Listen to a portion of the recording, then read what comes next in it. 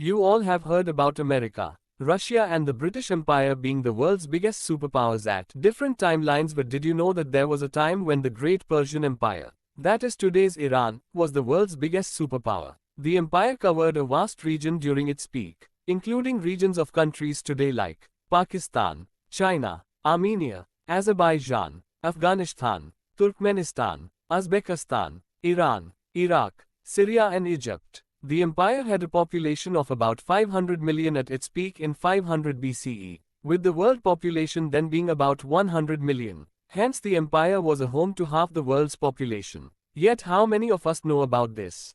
So hello all, I am AI Bobby, a time traveler, and I will be navigating you through the world of untold stories, so welcome aboard to the Untold Stories. Please do click on the subscribe button for more such untold stories. So today I am going to tell you about the history and culture of the Persian Empire, which dominated the entire world at a time, and how under their king Cyrus the Great, the empire rose to its zenith. So let's get started. Today around 60% of the 84 million Iranians live under the relative poverty line, of whom between 20 to 30 million live in absolute poverty. This is the same land where their ancestors, their own blood, lived in the richest empire in the entire world. Today there is a situation where some women have to fight to even show their faces out of the covered curtains imposed on them. They need a male consent to even move from one place to another. But about 2500 years ago the situation was very different. Women in ancient Iran could own land and conduct business, receive equal pay, travel freely on their own, and in the case of royal women, hold their own council meetings on rule amendments and policy. King Cyrus the Great established the Persian paradigm of freedom of religion and expression in his empire, providing a level of autonomy to women of every class. So now let me take you back some 2500 years to how this great empire rose to become the biggest world superpower. The Median Empire was the first Iranian dynasty established in modern Iraq and southeastern Anatolia. Historian Herodotus writes of Deioces as the founder of the empire around 715 BCE. However, it is more likely his grandson, Cyaxares, conquered the Median tribes and formed them into the First Kingdom, closer to 625. After losing their power in the region, the Scythians retreated, but Medes later called them an ally. In 614, after reorganizing the military into a state structure with each soldier being provided by the government, he began expanding his borders and took the city Ashur. 2 years later, in alliance with Babylon, his forces sacked Nineveh, and the victors split the region of the now destroyed Assyrian Empire. In 585 BCE, Cyaxares died, succeeded by his son, Astyages. According to legend, Cyrus II, also known as Cyrus the Great, was the grandson of Astyages. He was born in 580 to a Persian king and a Mede princess. Attaining the throne in 559, Cyrus still owed allegiance to his supposed grandfather, Astyages, as Media was the ruling kingdom. In 550 BCE, Cyrus conquered Media. This was a chance for Cyrus II to show his benevolence and grace. So instead of destroying his enemies, he assumed the throne of a united Persia and Media. This empire was known as the Achaemenid. He gifted leadership roles to the people who had worked for the Median government and was a tolerant ruler loved by all. As his conquests expanded the borders of the Persian Empire, he would come to be welcomed by people who viewed him as a liberator rather than a conqueror. Over the next few years, Cyrus would put down an invasion in the west and assimilate several other kingdoms and tribes, still holding out resistance to his expanding Persian Empire. However, it was Babylon in 539 BCE that truly showed the world the power of his new kingdom. Persia had been building its power for a few years and was relishing military conquests and new alliances as it looked toward the ancient kingdom of Babylon. Cyrus defeated the Babylonian army near Opus. When the Babylonian king retreated, Cyrus once again assimilated this vast empire into his own. Now talking about religious toleration and maintaining local traditions. Cyrus was a successful military commander, but he also recognized the need to leave the regions that he conquered in good economic order if they were going to provide him with tribute revenues. To achieve this, Cyrus left local rulers in place after conquering a region, and he allowed the local population to continue practicing their preferred religious traditions. These policies ensured that conquered regions continued to function economically and reduced the chance that they would rebel against him. In ancient Mesopotamia, a common imperial strategy was to relocate conquered populations to new areas in order to break up their political and cultural unity and make them less dangerous to the ruling power. Cyrus reversed this practice by allowing the Jews, who had been relocated by the Babylonians, to return to Israel and establish a tributary state. While this might appear to be an act of generosity, it was probably a calculated move on the part of Cyrus to help ensure Jewish loyalty, and thus a continuation of his general policy of tolerance. Many people think of Persia as synonymous with Islam, though Islam only became the dominant religion in the Persian Empire after the Arab conquests of the 7th century. The first Persian Empire was shaped by a different religion, Zoroastrianism. Named after the Persian prophet Zoroaster, Zoroastrianism is one of the world's oldest monotheistic religions. It's still practiced today as a minority religion in parts of Iran and India. Zoroaster, who likely lived sometime between 1500 and 500 B.C., taught followers to worship one god instead of the many deities worshipped by earlier Indo-Iranian groups. The Achaemenian kings were devout Zoroastrians. By most accounts, Cyrus the Great was a tolerant ruler who allowed his subjects to speak their own languages and practice their own religions. While he ruled by the Zoroastrian law of Asha, truth and righteousness, he didn't impose Zoroastrianism on the people of Persia's conquered territories. Hebrew scriptures praise Cyrus the Great for freeing the Jewish people of Babylon from captivity and allowing them to return to Jerusalem. Subsequent rulers in the Achaemenid Empire followed Cyrus the Great's hands-off approach to social and religious affairs, allowing Persia's diverse citizenry to continue practicing their own ways of life. This period of time is sometimes called the Pax Persica, or Persian peace. In the following years there were several political developments and economic reforms. Cyrus's son, Cambyses II, added to the Achaemenid Empire by conquering Egypt. While Cambyses was away in Egypt, a man pretending to be his brother tried to take control of the empire. Cambyses died in 522 BCE while returning from Egypt to remove this pretender and was succeeded by a general named Darius. Although Darius had a legitimate claim in that he was distantly related to Cambyses, several other claimants to the Persian throne challenged Darius. Many regions saw the resulting chaos as an opportunity to rebel against Achaemenid rule.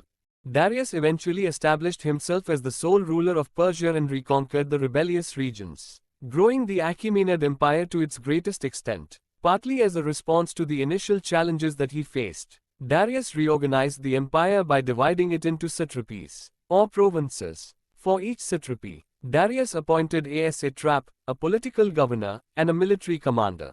The division of military and political power was meant to prevent regional leaders from becoming too powerful. Unlike the system of local control employed by Cyrus, Darius appointed these satraps directly, meaning that their loyalty was to him. Like most ancient rulers, Darius used religion to justify his power. He claimed that the Zoroastrian god, Ahura Mazda, had appointed him to rule the world, to emphasize his power over his appointed satraps, and also to demonstrate that he was ruler of a diverse empire. Rather than of a single kingdom or people, he took the title of Shahanshah, King of Kings. The idea here was to avoid the appearance of favoring a particular group or region within the empire. There were several economic reforms during this period. Darius introduced a standard currency, a gold coin known as the darak. Having a standardized currency encouraged more economic activity within the empire by making transactions easier. Unlike specific goods and services, money was accepted by almost everyone in exchange for almost anything and was also easier to transport than most goods. A standardized currency also allowed Darius to collect taxes and tributes in coin rather than in goods or services, which allowed him to concentrate the empire's wealth where he chose. The ability to concentrate wealth combined with the expansion of the territory under Achaemenid control allowed Darius to pay for the construction of an impressive new imperial capital, called Persepolis, which in Greek means city of the Persians. The city incorporated artistic and architectural styles from throughout the empire and, because it was built in a mountainous region with elaborate defenses, was home to Darius's imperial vault. The construction of Persepolis represented the growing power of the Achaemenids not only in terms of its art and grandeur, but also because of its location. Darius chose the site of Persepolis specifically because it was difficult to access. The Achaemenids already had several capital cities, all of which were better placed in terms of accessibility and economic potential. Persepolis was only possible because of the wealth and power Darius had gained, and he may have built it to emphasize precisely this point. Besides building an entirely new city, Darius also worked to improve many existing cities with repairs and new construction. One particularly ambitious project was digging a canal between the Nile River and the Red Sea to make trade easier. All of these improvements were made possible by the increased wealth that came with imperial expansion. The Royal Road, a highway running from the city of Sardis in the west to Susha in the east, see map, was completed during Darius's reign. Darius created a spy network to ensure that satraps were carrying out his orders and to watch for signs of rebellion. A system of messengers and horses along the Royal Road allowed for the speedy transmission of information to and from Darius. In an age when overland transport was expensive and dangerous, the road also offered traders a relatively safe and efficient route. Now coming to the Persian culture. The ancient Persians of the Achaemenid Empire created art in many forms, including metalwork, rock carvings, weaving and architecture. As the Persian Empire expanded to encompass other artistic centers of early civilization, a new style was formed with influences from these sources. Early Persian art included large, carved rock reliefs cut into cliffs, such as those found at Naqsh-e-Rustam, an ancient cemetery filled with the tombs of Achaemenid kings. The elaborate rock murals depict equestrian scenes and battle victories. Ancient Persians were also known for their metalwork. In the 1870s, smugglers discovered gold and silver artifacts among ruins near the Oxus River in present-day Tajikistan. The artifacts included a small golden chariot, coins and bracelets decorated in a griffin motif. The griffin is a mythical creature with the wings and head of an eagle and the body of a lion, and a symbol of the Persian capital of Persepolis. British diplomats and members of the military serving in Pakistan brought roughly 180 of these gold and silver pieces, known as the Oxus treasure, to London, where they are now housed at the British Museum. The history of carpet weaving in Persia dates back to the nomadic tribes. The ancient Greeks prized the artistry of these hand-woven rugs, famous for their elaborate design and bright colors. The ancient Persian capital city of Persepolis, situated in southern Iran, ranks among the world's greatest archaeological sites. It was named a UNESCO World Heritage Site in 1979. The Achaemenian palaces of Persepolis were built upon massive terraces. They were decorated with ornamental facades that included the long rock relief carvings for which the ancient Persians were famous.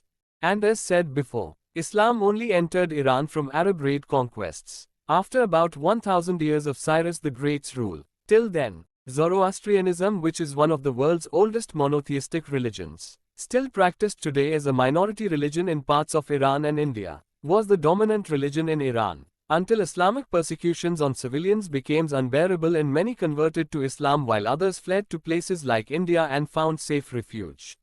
So now coming to the fall of the Great Persian Empire. So, when did the Persian Empire end? The Persian Empire was conquered by Alexander the Great in 331 BCE. After the unsuccessful attempts by Persia to conquer mainland Greece, which Alexander would have learned about as a young student of war, it was vulnerable, with no longer growth and the military force it had once been. Persia was a rich land that he felt would be an excellent addition to his empire. Alexander's first battle with the Persian king Darius III was at Issus, where Darius fled. However, true conquest would wait a few years as he took his army toward Egypt. Darius mustered his army and prepared for war. But it was long predicted how the war would go. Alexander conquered Persia in only a few years, with the final blow coming at the Battle of Gaugamela in October of 331. Through masterful tactics, Alexander was able to rout Darius thoroughly. Even though he was able to escape once again, the fall of the Persian Empire was completed.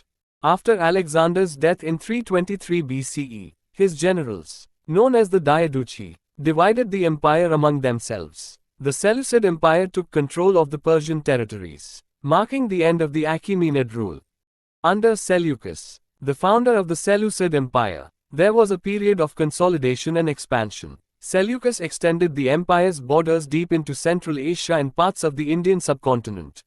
The Parthians, a nomadic Iranian people, rebelled against Seleucid rule and established the Parthian Empire. This marked the beginning of the decline of the Seleucid influence in Iran. The Parthians adopted a decentralized administrative system and successfully resisted various Seleucid attempts to regain control. The Seleucid Empire faced internal strife. including power struggles among rival claimants to the throne and challenges from various regional satraps, governors. This internal instability weakened the Seleucids and contributed to the gradual disintegration of their authority in Iran. The Sasanian Empire, under Ardashir, rose to prominence and successfully overthrew the Parthian Empire. This marked the resurgence of Persian rule in Iran. The establishment of the Sasanian Empire in the 3rd century CE marked the end of the Seleucid presence in Iran, and it ushered in a new era of Persian governance. Now coming to the period between the fall of the Sasanian Persian Empire and the Arab invasions of Iran, which was marked by a series of events that shaped the political, social, and cultural landscape of the region. Here is an overview of the major events during this transitional period. Fall of the Sasanian Empire, 651 CE. The Sasanian Empire, led by Yazdegerd, faced internal strife and external threats. The final blow came with the defeat of Yazdegerd at the Battle of Nihawand in 642 CE. The fall of the Sasanian Empire marked the end of Zoroastrian rule in Iran and paved the way for the Arab conquests. Now coming to the Arab conquest in the 7th century. The Islamic conquest of Persia began in the 7th century, with the Arab armies led by Caliph Umar capturing major Persian cities such as Ctesiphon in 637 CE. The Battle of Nahawand in 642 CE marked a significant victory for the Arab forces. The Arab conquest brought about a major shift in the political and religious landscape of Persia. The Zoroastrian Sasanian Empire was replaced by the Islamic Caliphate. Soon there were cultural and religious changes after the Arab raids on Persia. The Arab rulers promoted Islam as the dominant religion, leading to the decline of Zoroastrianism, which had been the predominant faith in Persia. Many Zoroastrians faced discrimination and were subjected to higher taxes, contributing to a decline in their numbers. Persian culture, language, and traditions, however, persisted and played a role in shaping the Islamic civilization in the region. The Umayyad and Abbasid caliphates ruled over Persia, but internal divisions and conflicts within the Islamic Caliphate contributed to political instability. Local rulers and dynasties emerged, often with semi-autonomous control over different regions of Persia. This political fragmentation weakened the centralized authority and led to competition among various rulers. In the 11th century, Turkic tribes, including the Seljuks, began to invade and conquer parts of Persia. The Seljuk Sultanate of Rum and the Great Seljuk Empire played a significant role in the region during this period. These invasions added another layer of political complexity and contributed to the decentralization of authority in Persia. Further, the devastating Mongol invasions in the 13th century under Genghis Khan and later rulers, particularly the Ilkhanate led by Hulagu Khan, inflicted severe damage on Persia. Cities were destroyed, and populations were massacred.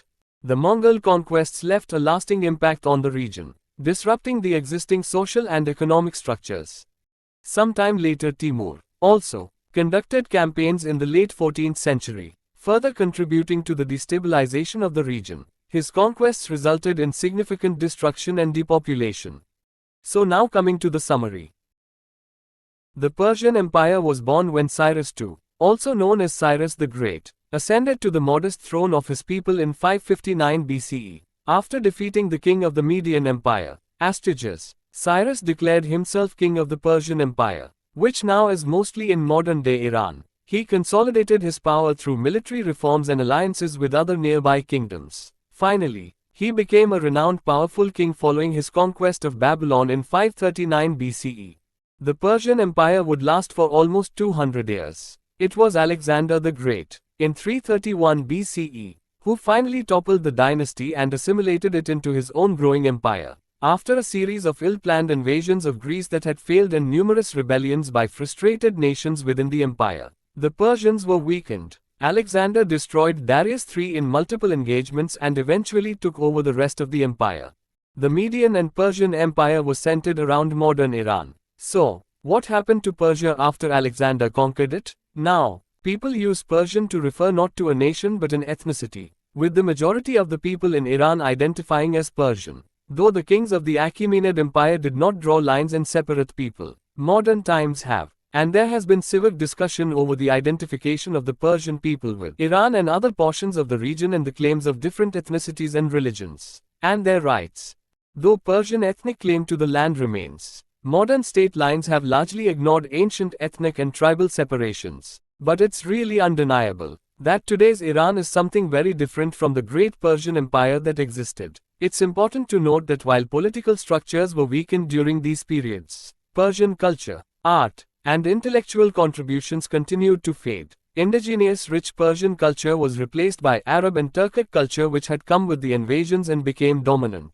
But even this is also a true fact that even after 2500 years of the great empire, even today in the hearts of the true Persian people, lies the glimpse of their rich culture and heritage. That great Persian feeling still continues to burn like the flame of a candle going to extinguish, but still flickering to burn its might to destroy darkness around. The memory that once their country too dominated the world, with the valor and courage of the Persian people, and that even after several other invasions of the Greeks and the Arabs still that undying flame, and love for the great Persian land which our ancestors had shed their blood to keep their morals, ethics and heritage alive, exists, and still they strive and take even those small efforts to better today's Iran, which was once undoubtedly the richest land both in culture and coexistence.